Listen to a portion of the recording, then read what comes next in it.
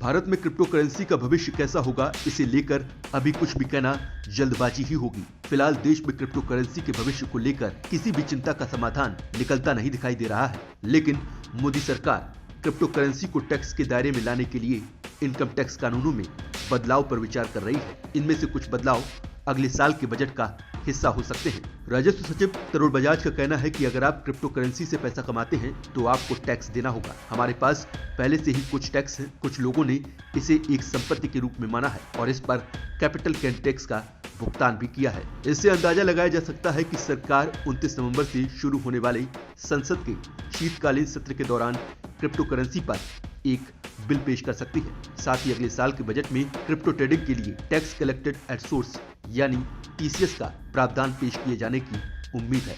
हालांकि अगर कोई क्रिप्टो करेंसी पर ब्रोकरेज चार्ज वसूलता है तो इस सर्विस पर उसे GST देना होगा। क्रिप्टो करेंसी का प्रचार प्रसार काफी तेजी से हो रहा है। कई बड़ी हस्तियां इसका प्रचार कर रहे हैं और हाई रिटर्न का भरोसा दे रहे हैं। अलग अलग प्लेटफॉर्म पर इसका धड़ल्ले से प्रचार किया जा रहा है। ऐसे में सरकार की चिंता बढ़ गई है। हाल ही में प्रधानमंत्री मोदी भी क्रिप्टो करेंसी को लेकर चिंता जाहिर कर चुके हैं। पीएम मोदी ने कहा कि सभी लोकतांत्रिक देश एक साथ काम करें और सुनिश्चित करें कि क्रिप्टो करेंसी का इस्तेमाल गलत कारणों से ना हो। क्रिप्टो करेंसी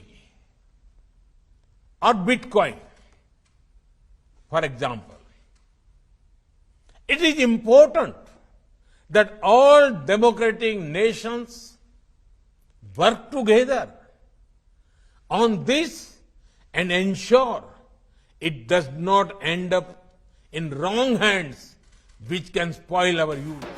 क्रिप्टो करेंसी का बाजार बिना नियम और कायदे से लगातार बढ़ रहा है। खासकर युवा इस वर्चुअल करेंसी में निवेश कर रातों रात लखपति और करोड़पति बनने का सपना संजो रहे हैं। ऐसे में ये समझना होगा कि क्रिप्टो करेंसी को लेकर डर किस बात का है। क्रिप्टो करेंसी बिना किसी रेगुलेटर के संचालित होती है। वित्तीय सिस्टम और बैंकिंग प्रणाली से बाहर काम करती है। ऑनलाइन होने के कारण इसकी सुरक्षा कमजोर होती है और इसके हैक होने का खतरा बना रहता है। क्रिप्टो करेंसी के आतंकी फंडिंग में इस्तेमाल होने का खतरा होता है। जाहिर है क्रिप्टो करेंसी के चलन से भारत जैसे देशों को ज्यादा खतरा है, क्योंकि भारी निवेश के बावजूद देश में क्रिप्टो करेंसी को मान्यता नहीं दी गई है। रिजर्व बैंक के गवर्नर शक्तिकांत दास भी क्रिप्टो करेंसी को लेकर चेतावनी दे चुके हैं। वहीं सेबी और RBI भी इसे लेकर चिंता जता चुके हैं। लेकिन दूसरी ओर क्रिप्टो करेंसी को लेकर अब माना जा रहा है कि वर्चुअल करेंसी पर रोक नहीं लगाई जा सकती। ऐसे में अब सरकार क्रिप्टो करेंसी को टैक्स के दायरे में लाने पर विचार कर रही है।